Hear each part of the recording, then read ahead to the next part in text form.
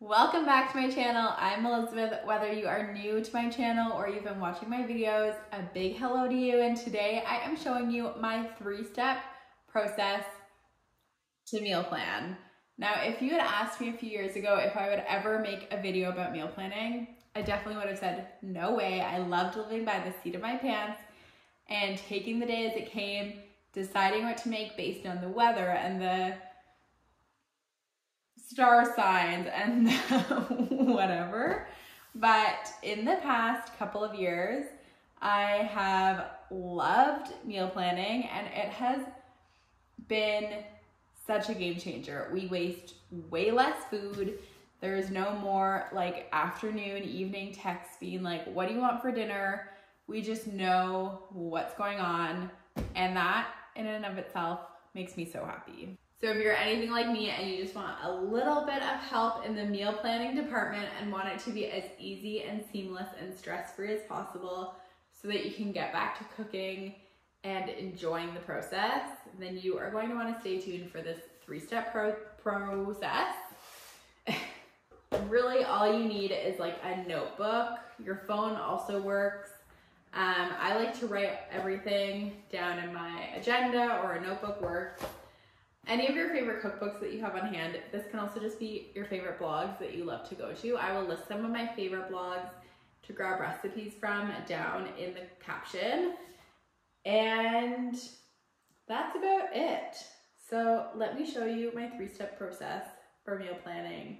A delicious, delectable, mouth-watering plan for your entire week. Step 1 is to start with a blank piece of paper or a blank notes document, Word document, anything you like.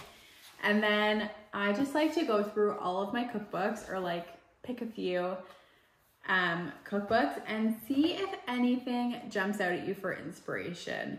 It could be like a full recipe that you're like, this is exactly what I want to make.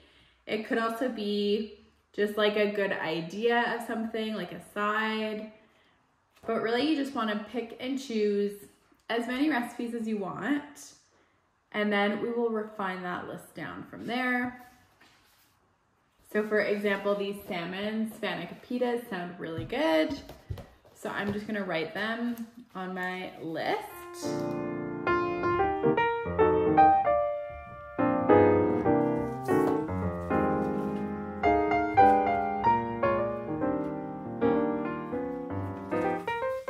These Middle Eastern turkey burgers sound really good with a cucumber yogurt sauce. Yum.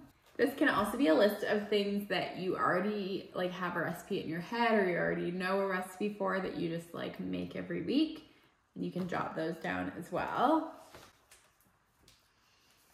The real goal of this is just to like get those cooking, creative food juices flowing in your brain.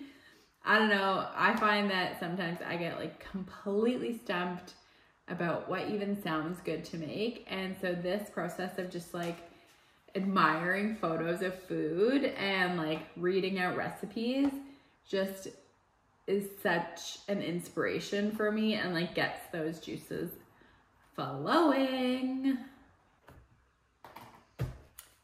Okay, I have a whole list of recipes and meal ideas written down. So now I'm gonna parse through this list and figure out what I actually wanna make this week.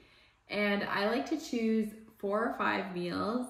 Ideally, some recipes will have overlapping ingredients so that you don't have to buy everything and then have extras left over.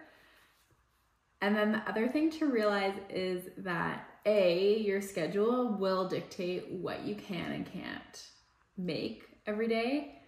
So for example, if I was thinking of making like a slow cooked brisket on a night that we were planning on going to the beach after work and then getting home around 8 p.m. and then all of a sudden dinner has to be ready like now, that just doesn't work. So keeping in mind what you actually have the capacity, like the time and energy capacity to make during the week, is going to be very, very helpful. Like looking at your schedule and figuring out if there are activities that you're doing, if you have commitments that are gonna impede dinner time. Just keeping those in mind when you're plotting things out. And then the other thing to keep in mind is that you might want to go out for dinner a night a week or a couple nights, or you might want to order takeout. And so that means that you're off the hook from making dinner. So you might only need to be planning like 3 or 4 meals a week instead of 6 or 7. And then leftovers also take into account how much you're doing. So there's like a lot of variables here, and of course everything will need to be flexible and fluid, just like anything. So because of that, I'm looking at my schedule. I know we're gonna go to the beach one night, so I'm gonna choose a really quick meal to make because we probably won't be home until late. So I'm gonna choose a chicken piccata for that because that's like a 20-minute dinner. So even if we get home at like 8 o'clock, dinner's made by 8:30 and we're eating, which is great. I also like to look at the weather because I don't know about you, but for me, the weather plays such a huge role in what I do or don't want to eat. Like if it's gonna be rainy and cloudy, then I don't want to have like a big salad. I want something a little bit more hearty or a little bit more cozy and comforting. Also, if you menstruate, you might want to look at where you are in your cycle, because I know right before my period, I like to have more cozy food. And then when my period is coming, I like to have more beef because I'm craving that iron. So I normally plan out either meatballs or hamburgers or something, or steak or something with beef. So there's so much to keep in mind. That's just like the tip of the iceberg, but you can make this work for you, which is really nice. We don't eat out a whole lot, so I try and plan Monday to Friday, and then on the weekends we kind of do whatever. It's like a very flexible time. So we'll do chicken piccata for our beach night. Okay, so I have my 5 meals chosen out. We're gonna do chicken piccata on Monday, buffalo sweet potatoes on Tuesday, beef and broccoli on Wednesday, a sausage skillet with peppers and onions and mushrooms on Thursday, and then Middle Eastern turkey burgers with cucumber yogurt sauce on Friday. So that's the plan.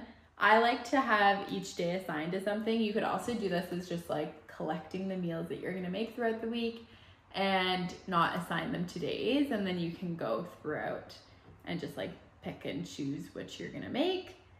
I personally like assigning things, and then I know that I'm gonna be flexible so that if I decide on Tuesday I actually want the turkey burgers and not the buffalo sweet potatoes, I can just move things around. Once you have all of this decided, all of your meals decided, I also like to choose one like dessert to make, and then we'll have that throughout the week. So I think I'm gonna make a rhubarb coffee cake. So once you have all of that written out, now is the time to make your grocery list. Go through the recipes that you've chosen and list out anything you need, and keep in mind or double check what you have in your pantry and your fridge so that you're not overbuying or overstocking. And then we'll go grocery shopping. When you're making your grocery list, hot tip, if you know the store that you shop at pretty darn well, then make your list according to the way you shop. So for example, when we go to the grocery store, the very first stop is the produce section. So I always list out all the produce that we need first. Also in that section is a lot of the pickled vegetables and ketchup and mustard and oils and those types of things. So I list out any of those things along with the vegetables. And then the next aisle is the cereal aisle. We often get muesli. And then the fish is after that, and so on and so forth. So I know the grocery store very, very well. So I try and make the grocery list in accordance with the grocery store so that as I'm going through, it's in like chronological order, like not chronological, but it's in the order of the store. So I'm not like scrolling through the list and then you miss something and you have to go all the way back to the beginning of the grocery store when you're on the other side, and like that's the worst. So that's just a hot tip.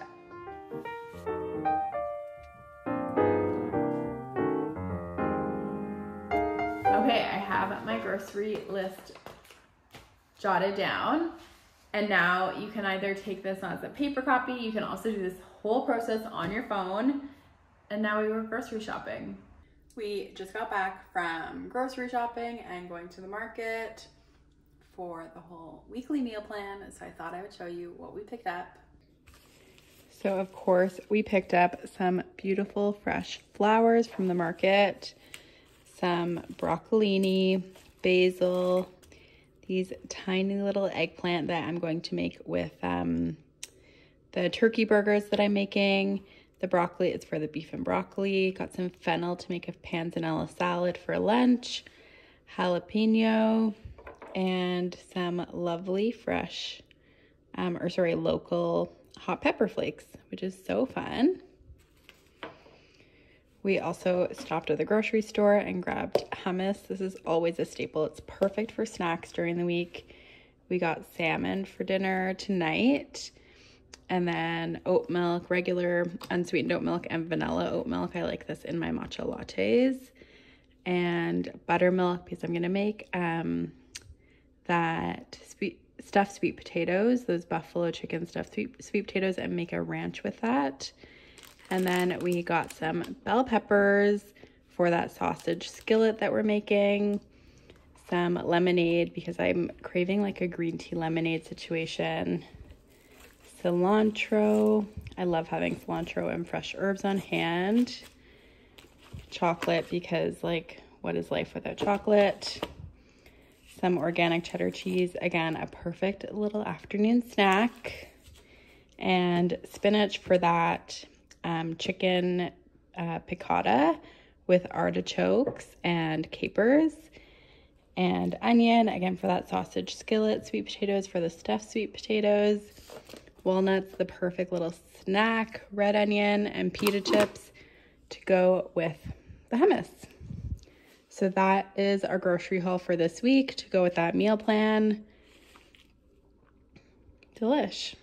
Let me know in the comments if you try my meal planning process, if you already meal plan, or if you are like no bueno on the meal plan train. I love it, and I hope that it helps you out too. Make sure you like this video, give it a thumbs up, and subscribe to my channel for more recipes, lifestyle content, tips, tricks, meal planning hacks, and I will see you soon.